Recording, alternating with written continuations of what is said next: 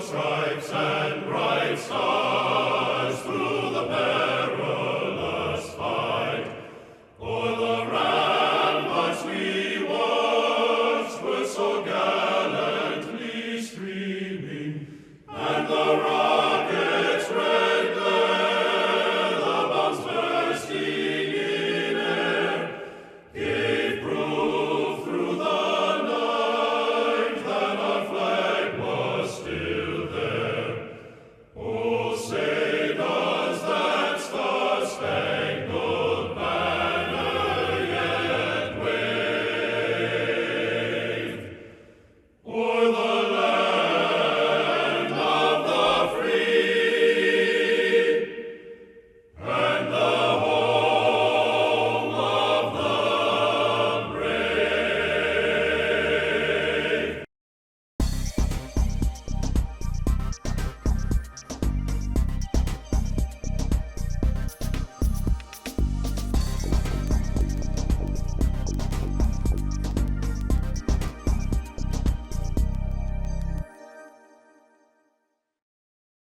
I signed up. Chantos, get your money up. Will do. So it's a good time every year. We have fun, a little bocce, a little cornhole, and I'm usually the winner in cornhole. This isn't your game. Well, there's magazines over there. My program is not very successful. People aren't looking at them. There's a good selection of everything, right? Esquire, Reader's Digest. So take some home. You know, Ken, we're going to have to get another table next week. I know. Everybody's bringing them, but nobody's taking them home. We're going to have tables from there all the way to the end. Well, we can use it we can paper the place with it. There's a good article on Warren Goss that Tom and Bill gave me that we'll make some copies, and next week we'll have them on the table there. It's a real nice pamphlet. Lunch today is at Carmody's, and with that, I'll give us our history lesson. Today, in 1953, Julius and Ethel Rosenberg were executed for espionage. In 2013, James Gandolfini of The Sopranos, he died when he was 51 years old. In 1892, the first crime solved using fingerprints. In 1778, the British abandoned Philadelphia.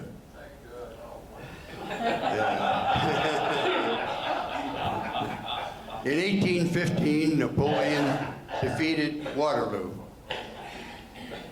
In 1983, Sally Ride was the first woman to fly into space. And in 1972, Watergate burglars were arrested. And I don't have the date, but O.J. Simpson led the police on a chase around in California. In 1975, movie fans released Jaws. And in 1863, West Virginia joined the Union. And in 1947, Bugsy Siegel was killed. And in 1941, Ford signed the first union contract. That's your history lesson for the day. Thank you, Ken. Thank you very much. Now the positive news. Okay. Our guest today is Colleen McKerley. She's going to talk about Ireland, is it? You get it, Colleen McKerley? Yeah. Say it again. Colleen McKerley, Ireland. Okay, that didn't go over. Today, Colleen's going to talk on the Light of Life mission. It serves over 1,000 individuals and 100,000 meals a year and 10,000 hours with various programs that she'll go into to describe. We used to have Touch Ilkin come to speak to the men's club, and he spoke every year here, and he was a strong supporter of the program there. And he died in 2021, and he had ALS. Yeah. So, nice guy. So with that, Colleen? Thank you, Ken. Good morning. I'm not used to this microphone. I'm used to having something in my hands, but thank you for having me. Yeah, we miss Tunch. He and I were buddies. I think he was buddies with everybody in Pittsburgh. You got a bear hug from him no matter who you were when you came across him, and he just, we adored him, and he loved the mission. He was part of it for over 35 years. He was on our board at one time, and then back in the 80s, there was like a little bit of some financial issues, and he went to bat for us and really helped us survive that. I don't think we would be here without him. So we miss him. I was telling some of the guys, we had a golf tournament in his memory, our second annual one on Wednesday, and Craig Wolfley came out and he said, you know, it's kind of ironic that you guys have a golf tournament because Tunch hated golf. And we're like, we knew that. We did it on purpose because we can still get back at him. So, but it was a great day. We had about 144 golfers out there in raising money and support for Light of Life and the work that we do. So it was wonderful. I was here 6 years ago when I first started at Light of Life. This was my first presentation that I came to with my boss, Doug Smith, at the time. He was kind of showing me the ropes about Light of Life, and so I feel like I kind of came back home that, you know, I could come and speak to you. So thank you for having me today. A lot has changed in 6 years. I mean, you think about 6 years ago, and that's pre-pandemic. That's we were still at North Avenue. How many people have ever been to our North Avenue shelter location? A couple, at least drove past it. What a disastrous building we had. It was over 100 years old. Somebody said it used to be a brothel, but I kind of doubt that. But it was definitely not up to our standards of caring for the people that we serve. We want to give dignity and respect to the people that we serve, no matter what. And we did that there, but it was just, the shelter was in the basement. It was, I'm short and I could hit the ceiling, and we had bunk beds. So, you know, can imagine like turning over in your sleep. And then, you know, the men that were in the shelter in the basement, and then we had our long-term program at the top of the building. So those are men in recovery coming out of, you know, alcohol or drugs. And so they're trying to get sober, and then men actively in their addiction are in the basement. So not a good recipe for success sometimes. So us moving was always a dream. For 25 years, we tried to find a place. Needless to say, not everybody wants a homeless shelter in their backyard. We get that. But we were very fortunate that there was a small piece of property right where 28 and East Ohio Street split, ironically under the Veterans Bridge, that we bought, and we put a new shelter up there. That's been open for about 3 years. Everything that happens there is our emergency and outreach, so I'll talk a little bit about that. So we have a continuum of care. Thank you, guys. So our continuum of care is wherever somebody's at on their journey of homelessness, we want to have the next step for them to have success. So we have an outreach team, a street outreach team that goes out. We do community outreach. We have a meal ministry, which a lot of you guys are probably familiar with. Kind of think about Light of Life and think of a soup kitchen. We have our emergency shelter, our Shelter Plus, long-term programming for both men, women, and children. And then we have alumni and aftercare and employment. Our street outreach, when I was here 6 years ago, consisted of 1 or 2 people. We now have 9 people that go out. We don't wait for somebody to come to us for services. We go out into the 10 cities, panhandlers, into the community to find out who needs help. We go into jails, the county jail, the city jails. We basically want to have that next step for somebody so that they can get back on their feet and become productive members of society. We go all over the north side, downtown, into the Strip District, and the goal really is to get people to come into the Mission. We also will do community cleanups. Unfortunately, homelessness and litter kind of go hand in hand, and we want to be a good neighbor. We want the businesses around us to flourish and think positively about what's going on. So if the city were to decommission a camp where they are going to move the camp or it's been abandoned, we go in with our team and we clean that up. We're experts in being able to handle a lot of the materials that there is not really smells good or looks good, or there could be dangerous things like needles and things like that. So we have the expertise that we can be able to handle that. So that's one of the things that we do now. That's just showing, the trails all around the north side. There are some tents and some people out there, but we go out and try and engage them. If you ask our outreach team, they know every single person, every name. Right now with the heat, they're going out with ice and water, hygiene kits, doing wellness checkups. They're going in and making sure that everybody's okay, inviting them into our day center where it's air conditioned and where they can get cool. But the ultimate goal is really to get them help and get them to be a part of our program. So our community outreach consists of a food pantry. That also is relatively new within the last few years. We serve 100 different families on the north side, and we work with 40 different agencies where they come and get food, so we act almost as a distributor.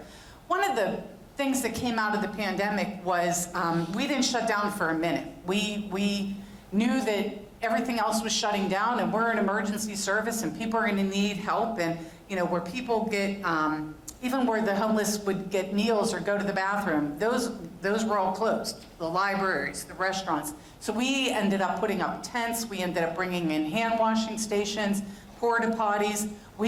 Our executive director, Jarrell Gilliam, he was like, this is going to be our finest moment. We are going to show the city and the county that we do care about the people that are in our community.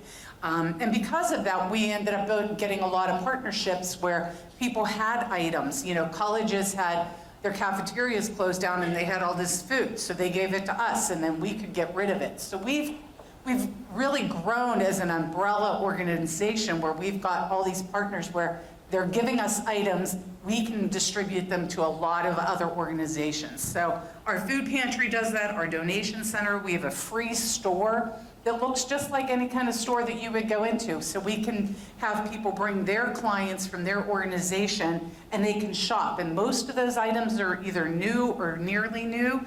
Back to giving dignity and respect to somebody. We want them to feel that they're not just given a t-shirt and they should be grateful for it. We want them to pick the t-shirt out that they want.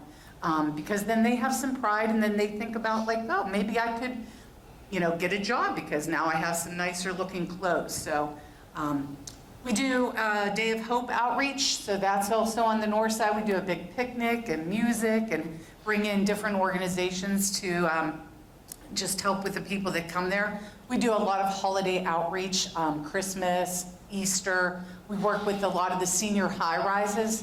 There's 15 senior high-rises in Allegheny County, so we provide meals and support services for them.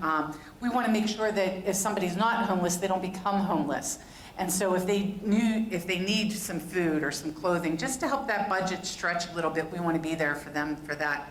And Thanksgiving boxes, you can see in the picture, we did 2,100 Thanksgiving boxes last year, and that would feed a family of 4 to 6 people. So that in itself was almost 10,000 meals that we provided, everything between the turkey and the pie and collard greens and canned foods. So that's been an important outreach that we do with our partners.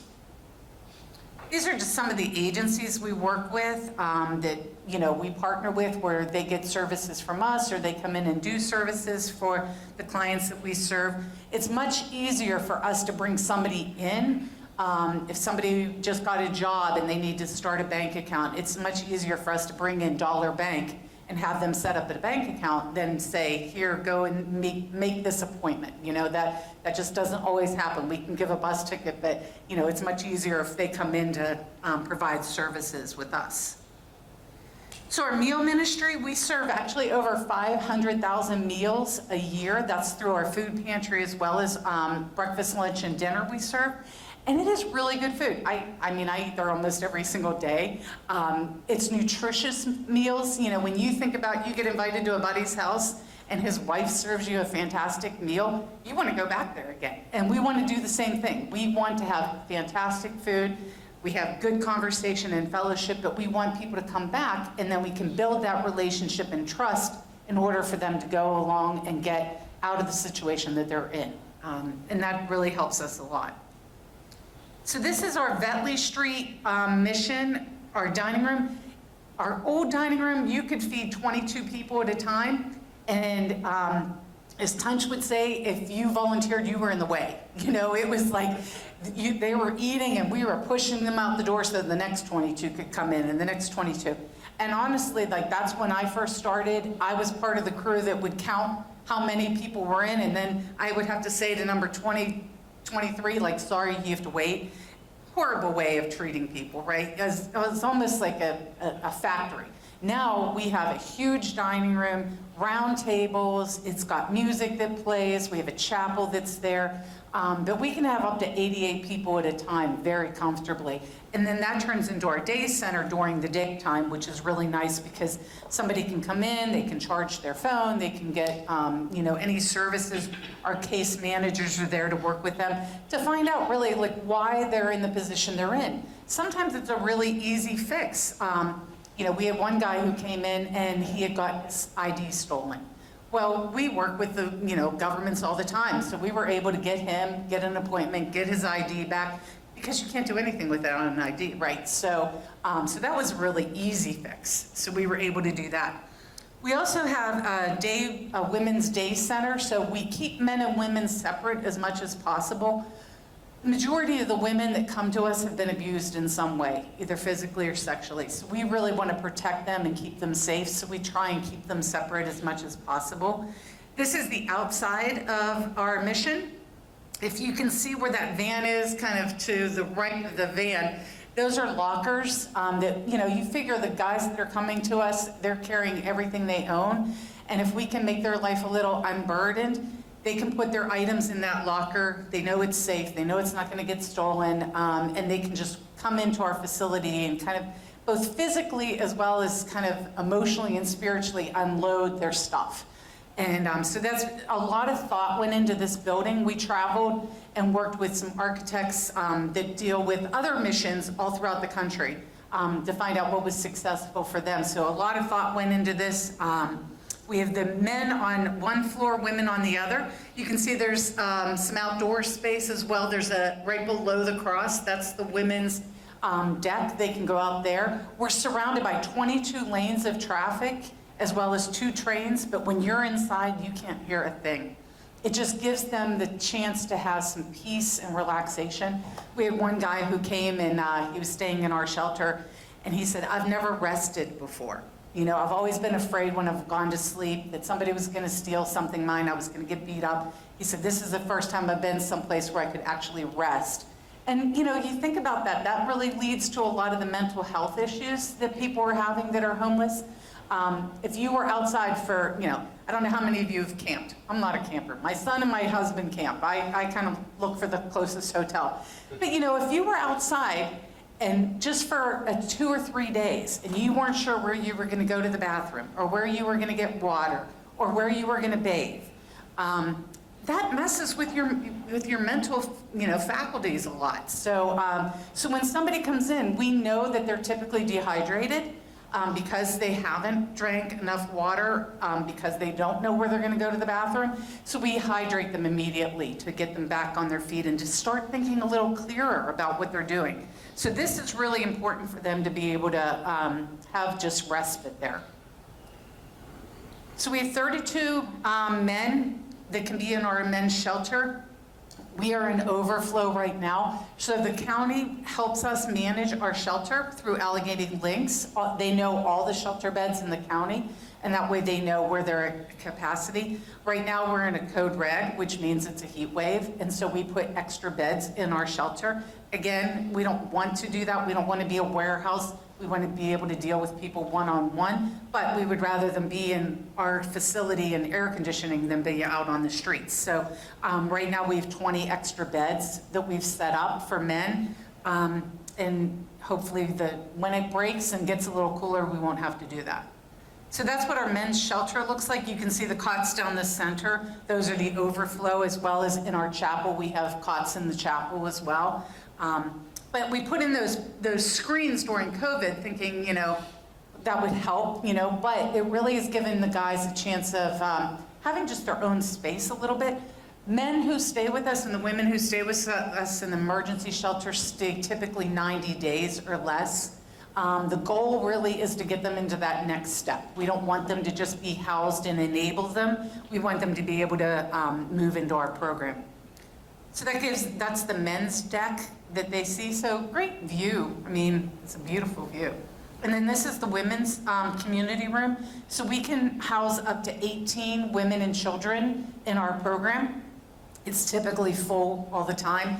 And that really is the 90-day program where we're trying to find out what's going on in their life. If they want to get help, sometimes that's having them go into rehab. Sometimes that's just staying in our program. But the goal is really to get them to come into the longer-term program. That's the children's playroom. One of the things that was kind of surprising to me is I was over there the one day, and we had a few kids, but there was a mom there, and she had lost custody of her child through social services. A lot of times, by the time the women get to us, they've lost their kids either through a family member or through social services. But because we had this playroom, she could have visitation, supervised visitation on site, which the goal is to reunify the family, get mom well, get her back up on her feet. If she has addiction issues, get her into AA or NA meetings, and to get her clean and sober so that way she can get custody back. So it was kind of cool to see, he was about 2.5, him playing in there and mom being able to be there, and then to keep that relationship, which is really important.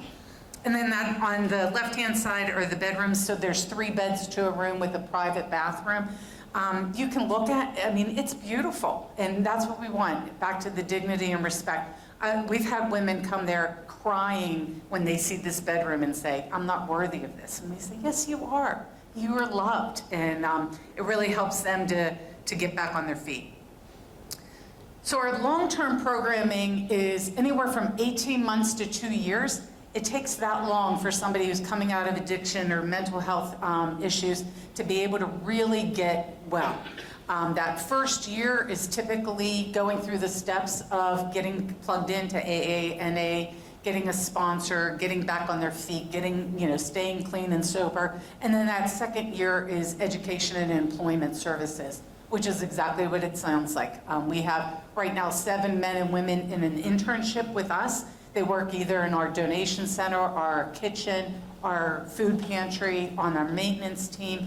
And those jobs are really to help them, get a stipend, start to get money in their bank, learn to manage it. We do classes on financial literacy, cooking, exercise, all of that kind of thing, so that they can get healthy around everything that they're doing.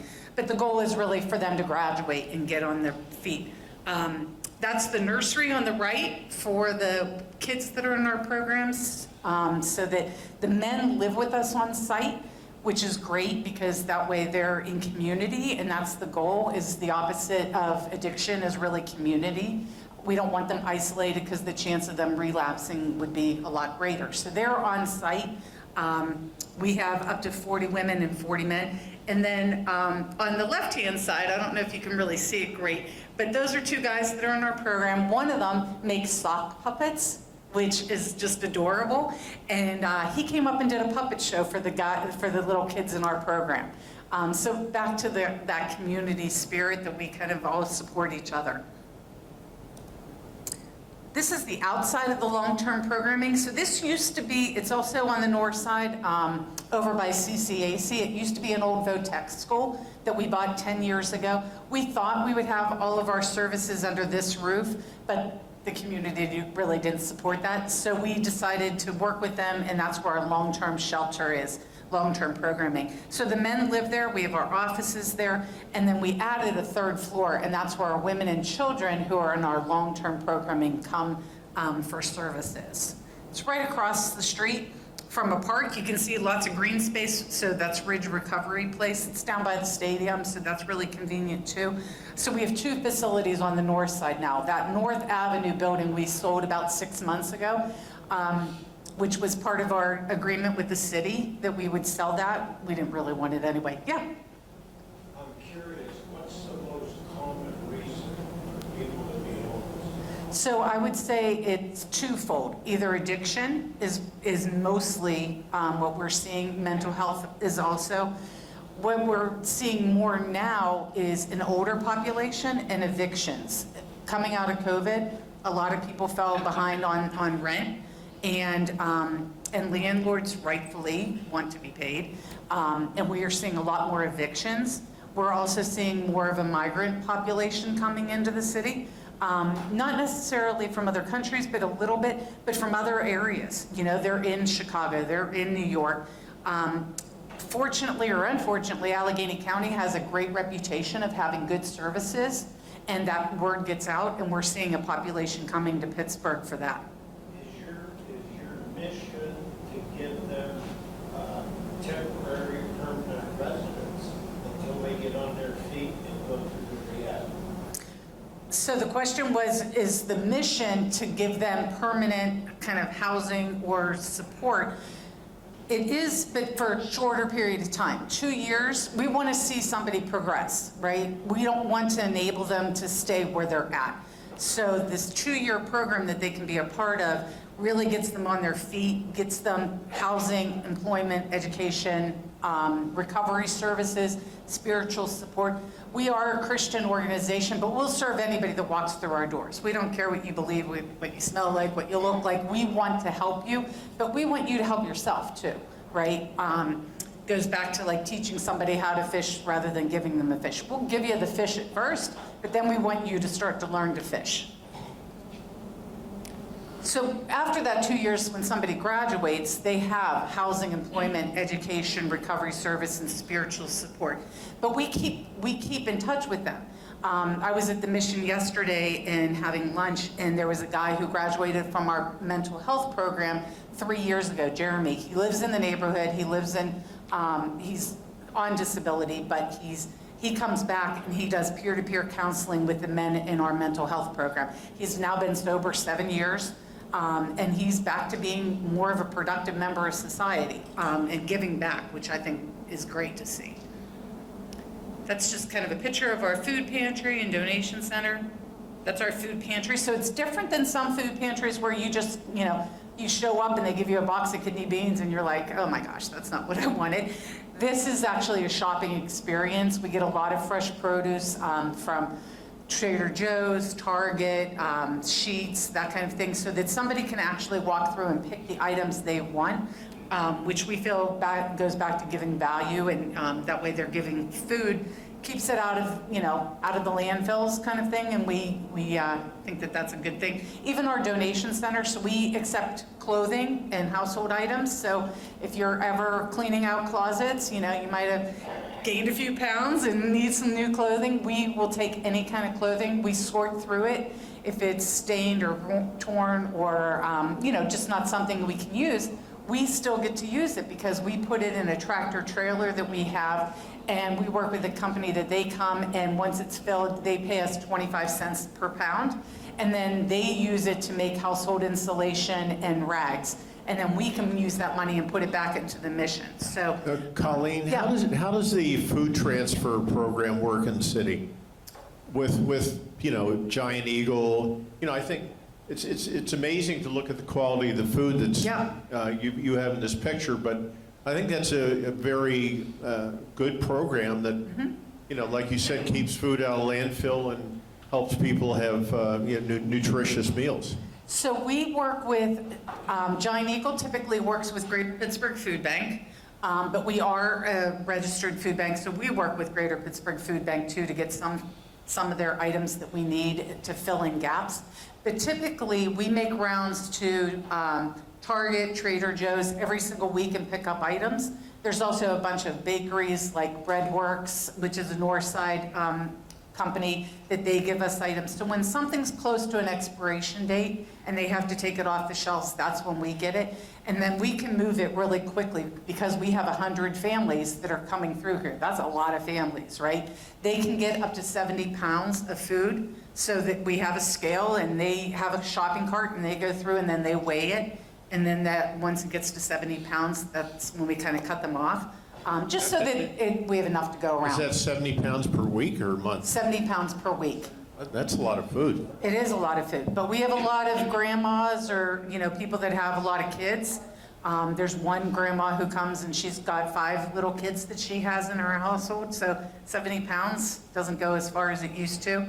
But, and then we also work with organizations like smaller food pantries that they come and get food and then take it back to their church or, organizations so that way they can distribute it too. But we're there 5 days a week and we're just churned through.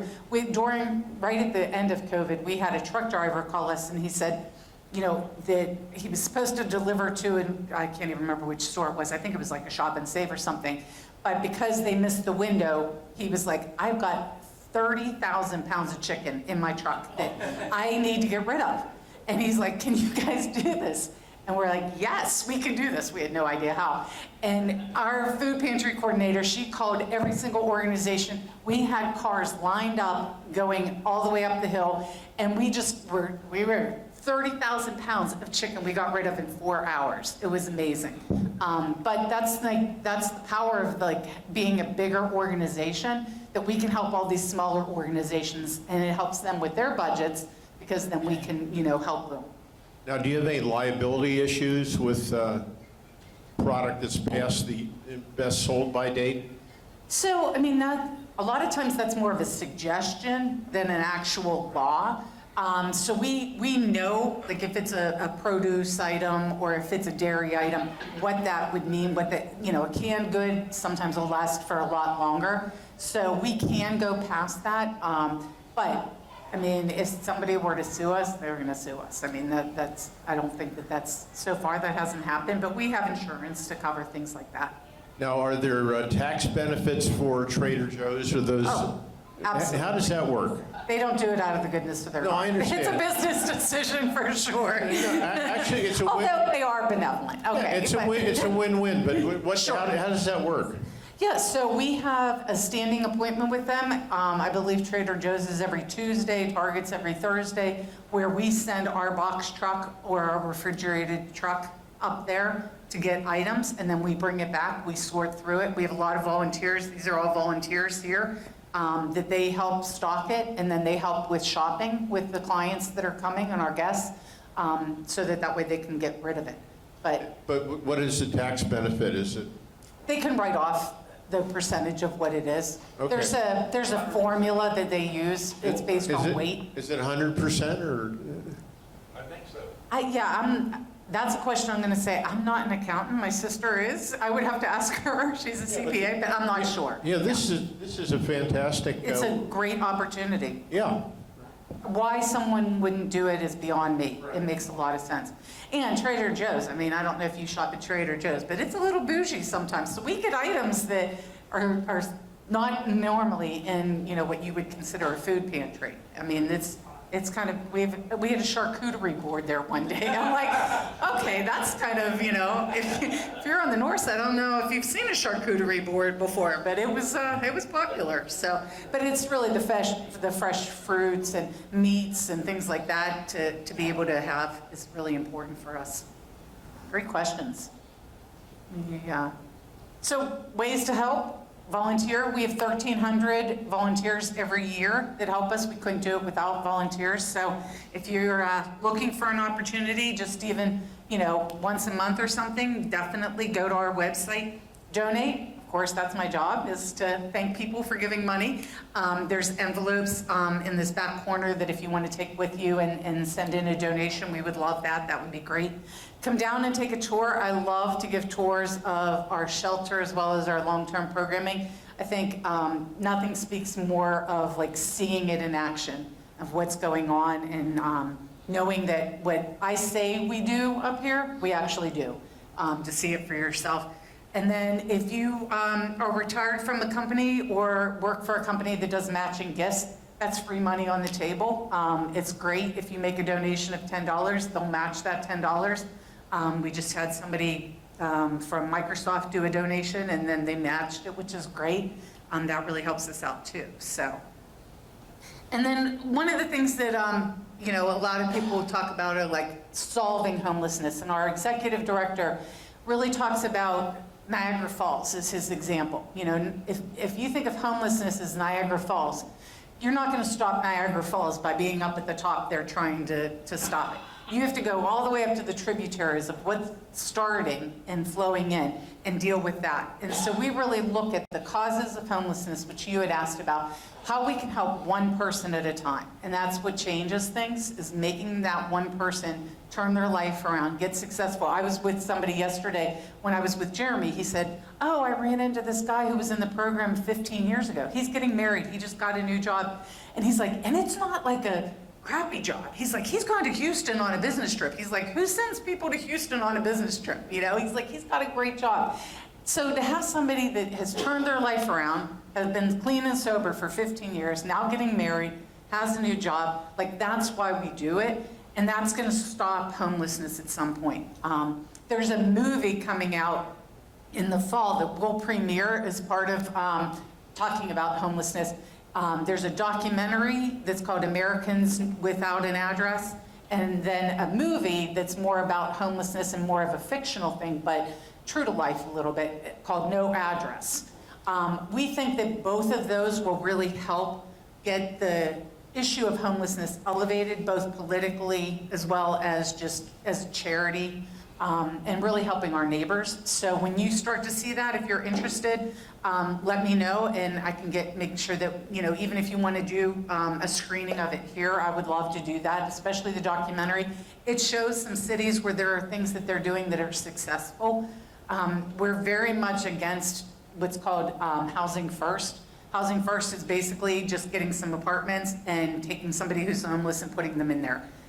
Yes, it takes away the visibility of the issue, but if you're living on the streets, you don't know how to cook. You don't know how to, if you're having mental health or, you know, addiction issues, that's still gonna happen in that apartment. We really believe that you need to be holistic in your approach. You need to have the wraparound services there, and that's what we do, is we have the counseling, we have the AA and NA meetings, we have the job training, we have all of those life skills through our internships to be able to teach somebody how to show up on time, how to have good hygiene, how to say please and thank you. You know, all those things that we take for granted that, you know, you learn as a kid, sometimes that just hasn't been the case. And so if we can help somebody, that's how you turn people around with homelessness. And it's one person at a time. So, you know, the government's not gonna do it by themselves. Yes, they're a good resource. Charities aren't gonna do it themselves. It's gonna take all of us to do it. So, so that's the commitment that we have. Now, Colleen, Yeah. how do you get companies to partner with you, and are there any names of companies that, or do the people after their recovery phase just go out and find a job? How do you transition people? Great question. So we ask. I do that a lot. I work with a lot of companies, whether they help sponsor golf tournaments and give us money through that way. FedEx is one that we just did an application for them to help with our Thanksgiving boxes as a sponsor. Makes sense. They have boxes. We are delivering boxes. It's a good fit for them. But for the business side of things, we work with a lot of employers, especially on the north side. So Aramark, all of they run the facilities for the stadiums. So they'll employ guys in our shelter to go and clean up after the Pirate games. So we work with them in a really strong way, so that way we can get them to get some jobs, get a little bit of money. Back to the financial planning, working with Dollar Banker, Clearview Federal Credit Union. Clearview is a great partner of ours. They write a check, but they show up too. Their CEO, she's really good friends with our executive director. They serve meals together. So Pittsburgh is a very philanthropic town, always has been. Our foundations really support us a lot, whereas a lot of foundations won't necessarily back faith-based organizations. The Pittsburgh community definitely does. So we're really Well, how do you create job skills for these people, or are you relying on them to use the job skills that they had before they came on hard times, get into the workforce? Both. So it depends. So we had a guy come into our shelter. He was a Boilermaker. Well, he got kicked out of the union because of his addiction. So he came. He went through our 24-month program, but it was easy. We didn't have to retrain him, but we had to work with the union to get him reinstated. So he had to pass urine tests. He had to make sure that he was clean and sober. But the union worked with us because they wanted him back in the union. So we used his skills that were already there. We have a kid now who's probably 23. I call him a kid because I have a 23-year-old. He's been in addiction. He's now been clean and sober for a year. He's been in our program. He's now starting classes at CCAC doing social media. And he loves video. So he's now helping us do some in-house video, so it saves us money from having to go and pay, a consultant or somebody. It's teaching him to use real-life experiences, and then hopefully it'll give him the practicality to be able to get a job. So we look at what their interests are, and then also what their skill levels are. We had a woman, she went back to nursing school. She was a nurse, or like a LPN at a nursing home. She's been clean and sober for 2 years. We put her in nursing school. So she's going to graduate in next May. So I saw you in the back. My question is concerning the children. You have school-age children in Yes. that program. How do you handle their education? Great question. So And also, why do you have them? another great question. Okay, so yes, we have them. Right now, we have 22 kids in our program right now. When I came 6 years ago, we had almost 70 kids in our program. It fluctuates depending on which moms and how many kids they have and if they're getting them back. So why we have kids in our program is our goal is to get the mom and sometimes the dad, but mostly it's moms, back on their feet, to get clean and healthy again, to get a job and reunify that family. So the mom brings the kids with her? Sometimes, but sometimes they come in and they've lost their kids through social services, CYS, or a family member's taken them because the mom's been a drug addict or an alcoholic. And so once the mom gets back on her feet again, then she can get either through the court system or through, a family member saying, okay, now you finally have your life together, we'll let you have your kid back. But it's retraining the family. So once they're in our program, the kids and the moms, we've got to show mom to be mom again. I mean, a lot of times these kids were putting mom to bed, not mom putting the kids to bed. So we're refocusing the family to be mom being mom, teaching her parenting skills, teaching her how to say no, back to making sure the kids are going to school, being a responsible parent again. So that's really what we're doing in that long-term 2-year program, getting mom and the kids back up to speed. So right now it's summertime, so we have the 22 kids every single day in our Bridge recovery place. They're doing outings together. They're doing a lot of schoolwork because these kids are behind in school. So we work with an organization called the Children's Homeless Education Fund. They bring tutors on site so that way we can get the kids back to reading and math levels that they need to be at. So we do that during the summertime. But we also teach them how to have fun in a clean and sober way. So if they're going to go to Raccoon State Park and go camping, or they're going to do different outings so that way they understand what real life is like because they haven't experienced that. So are you the last stop for that child? Sometimes. They don't go to CYS or they don't go to the family or relatives or whatever? Sometimes we are. Yeah, definitely, because by the time mom gets to us, she's pretty much hit rock bottom. Her family is disowned her. I was telling someone that when I first came to Light of Life 6 years ago, my aunt said to me, Light of Life's been around for 72 years, almost 73 years. Long time we've been around. And my aunt said to me, that's where your Uncle Ray went. He was an alcoholic in the 70s, and he burned every bridge with our family. He stole and did all kinds of shenanigans, and finally hit rock bottom, and he ended up at Light of Life. I didn't know that as a teenager, but now, I look back and I'm like, oh, that makes sense. That's where he ended up. So, yeah. My question is, did you send them to a brick and mortar school? Yes. So when women are in our program, there's two different things that we have. back to community, they do not live with us on site. The men live with us on site.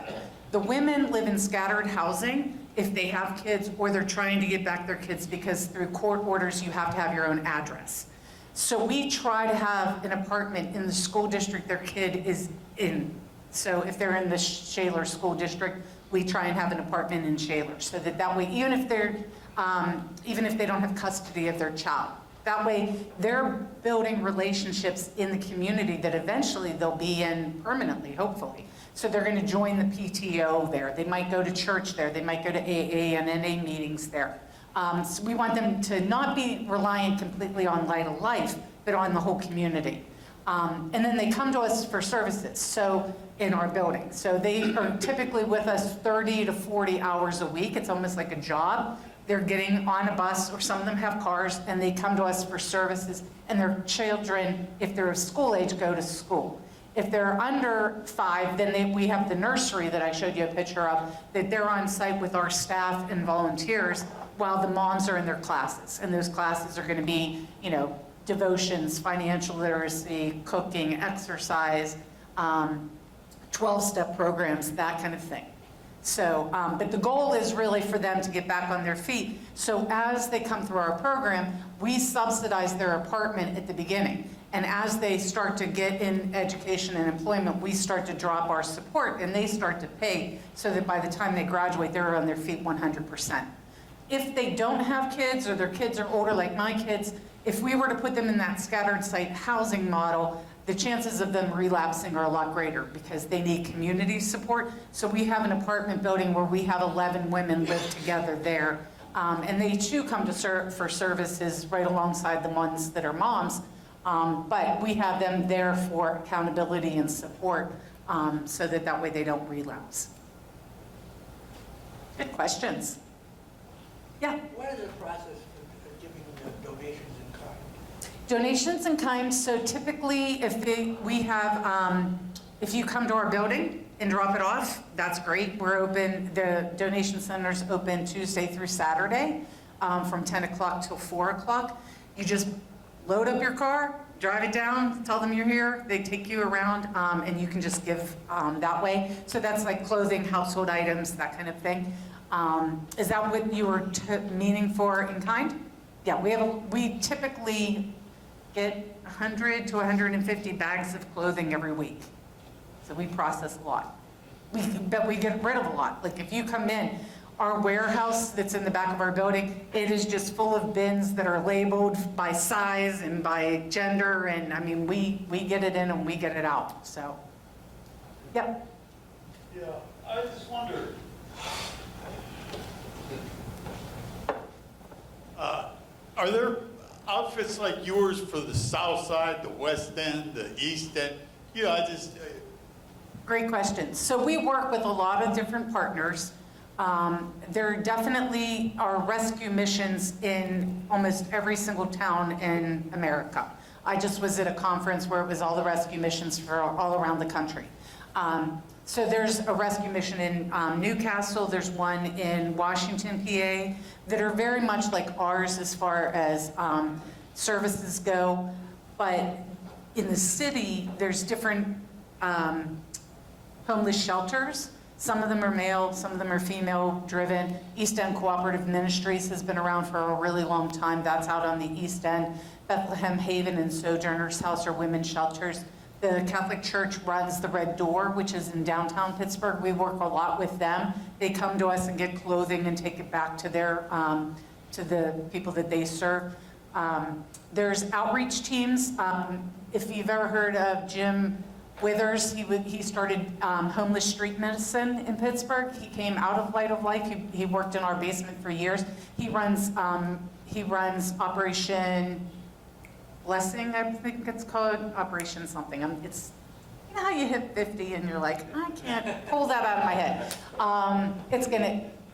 Operation Safety Net, that's what it is, Operation Safety Net. They primarily handle downtown and the south side, up into Mount Washington. So we want to be complementary to those services. We don't want to necessarily overlap if somebody has the resources to do it there. So But there are a lot of organizations out there doing some great work, as well as just churches. There's a church called Mission Hills that they come down on the north side every Sunday. They hand out clothing and bag lunches and things like that, so. Now, Colleen, it seems that your organization could probably be double, triple, or quadruple the size based on Oh, the... don't say that. That means more money I have to raise. I know, but No, that is the, yeah. basically, you guys soup to nuts. And We do. there aren't that many organizations, I would think, that would fall into that category. That's correct. So Yes. what makes you say, hey, we've got to bump our services up another 30, 40, 50%? Yeah, that's a great question, and that is the 5-year plan. So our board has looked at that, and our executive director of where can we expand. We don't want to build more buildings and house more people in buildings like we have, but our next, where we see our next period of growth is more in transitional housing, us to buy an old motel and to have people be able to stay there is having affordable housing, because affordable housing is definitely a roadblock. We have one transitional house now that has 4 guys that are living in it. They came through our 2-year program, but they weren't ready to be out on their own yet. And so they're living there, and they'll probably live there for about a year or so. They all have jobs. They're getting, they're on their feet. They just need that little extra in between. So that's where our growth will be, is more transitional housing for men and women. We won't build another building, thankfully, because that was a big capital campaign. How do you maintain standards? Obviously, like you said, you got to teach people hygiene and things like that. So Yeah. you've got issues with the people that are coming in. How do you monitor these people and say, hey, you're out of here because you just are disruptive within the quote family? That's a great question. So our standards are different based on where you're at in the program. So when you're first coming in, our standards are pretty low. We're a low barrier shelter, which means that you can still be active in your addiction even. We're going to give you food and clothing if you're still using. But the goal is to get them to move into the next step. And basically our rules in the shelter are, you need to be no harm to yourself or somebody else and not belligerent to our staff. So those are pretty low standards. But we do have every single person that walks through our doors assigned a case manager. And we use technology a lot and data to make sure that we're making a difference. We can say we're doing a great job, but how many people are we moving through the 90-day program? Or when was the last time a case manager talked to somebody they were assigned to? All of that is in a system we call Mission Tracker, where our case managers have to put in the data, and then we look at the data. We also have something in both our shelter and our long-term program called the Pulse system, which is it's instant feedback, instant surveys. And it asks some basic questions, was the facility clean today? Were the staff respectful today?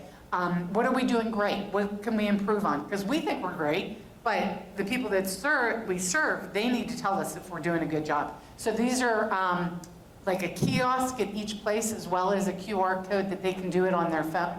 And we get instant feedback, and that goes all the way up to our executive director every week. He looks at all those comments. He looks at where we're at on a scale of 1 to 5.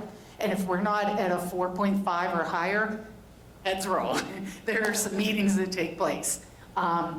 Because we want to serve people, and we want to make sure that we're doing a good job. Now, if they say, we want you to have an indoor pool, we're going to say, no, we're not having an indoor pool. But like one of the pieces of feedback from our long-term care was, could we put a basketball hoop up outside so that they could play basketball? Well, yeah, that wasn't in the budget, but I can go to a funder and say, like Dick's Sporting Goods, hey, we need a basketball hoop. Would you guys be willing to either give it to us or give it to us at cost, and then I find a donor to fund that. So that's how we get feedback and make sure we're doing a good job.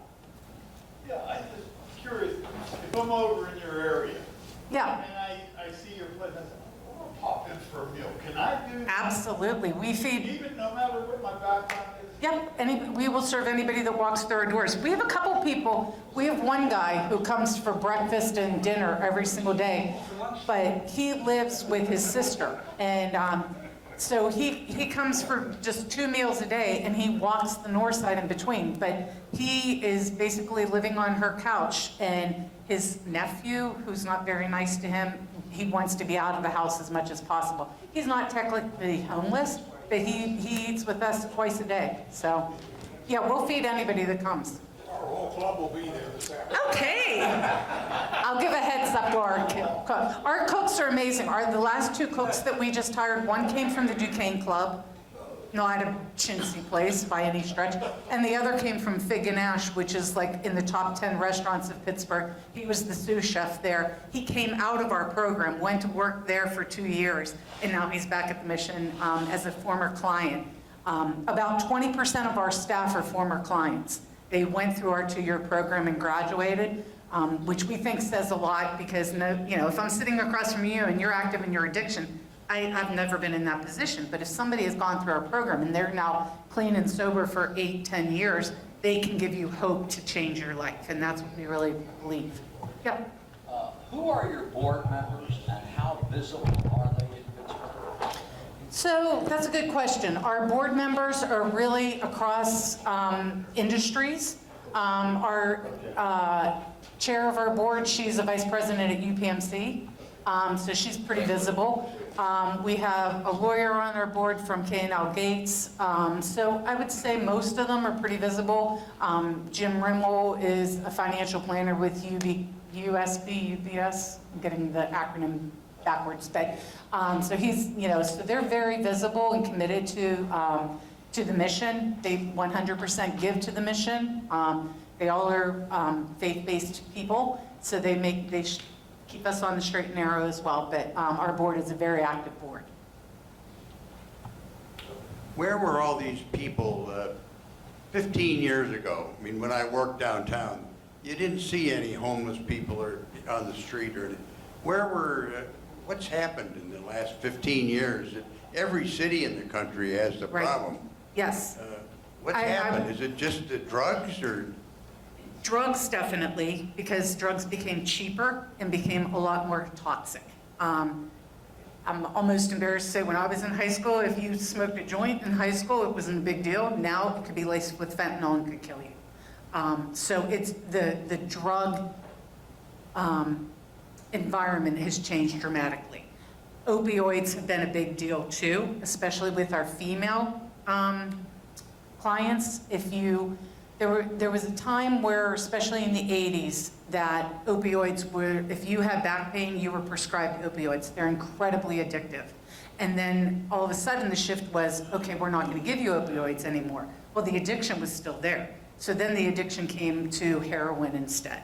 And so we had a woman who was in our mission, who came through our program rather. She was in Hawaii. She had 4 kids. She was, a wife, a mother. She became addicted to opioids. She said, I did things I would never have thought I would do because of my addiction.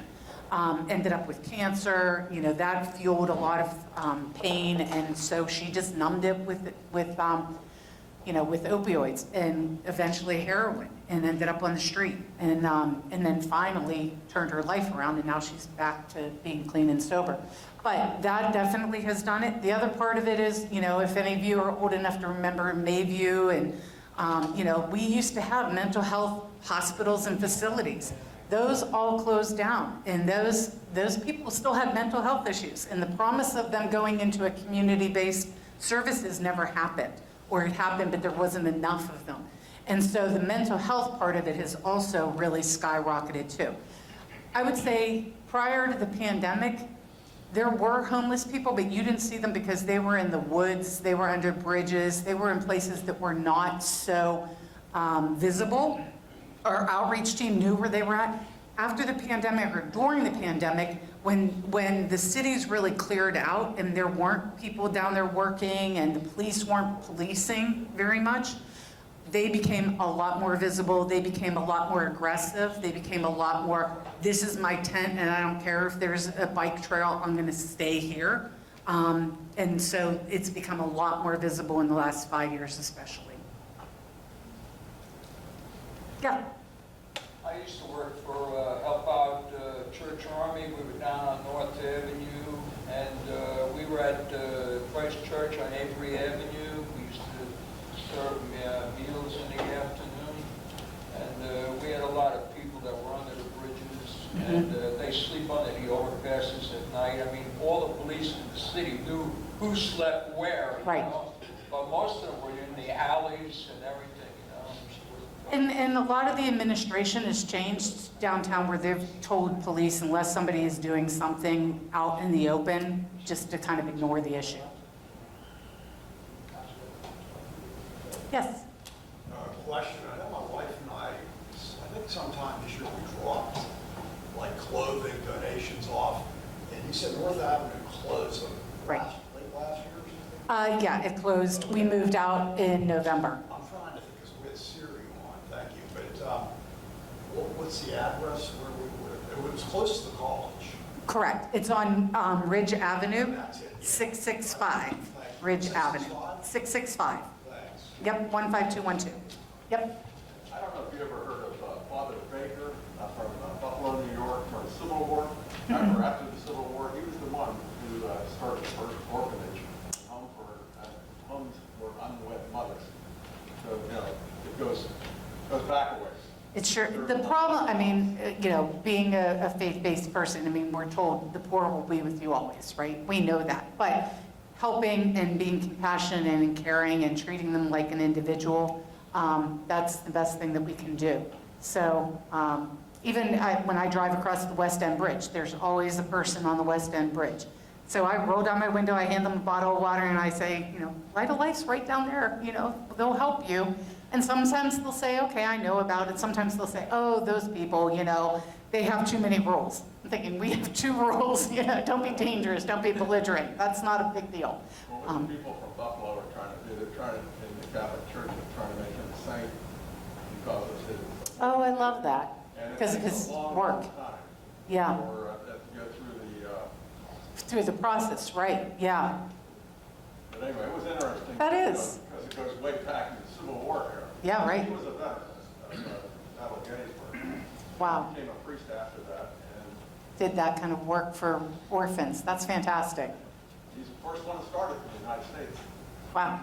Now you've got me, I've learned so much. The history lesson first and that, thank you. Last thing is, and I'm surprised I didn't get this question, but usually people want to know about our funding and how much government funding we get.